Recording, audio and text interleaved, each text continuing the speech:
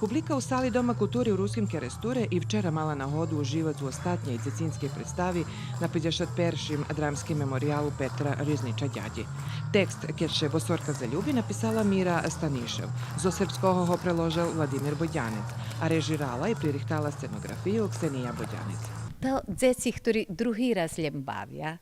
Takže to mlada generacija, ktorá teraz počína, a to ti najmenší druhá klasa, to tipa tuljki, oni perší raz nabini, a to ti drugi glumci, to treća i štvrta klasa. Takže oni na počatku, ali evo, ubaveliše. Ja glumela Bosorku i princezu i keď som bola mala, tá me Rusalka Nedobratka začarovala i vraća njena bi prešla ljem, keď bi me pobočkal dajaki princ.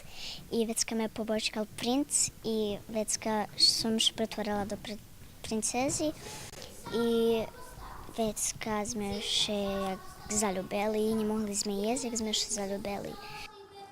Kostimi za to tu predstavu ušila Tanja Oros, muziku vibral Mihajlo Bodjanec, majstor švetla Saša Poljenkaš, a scenski majstor Miron Prin.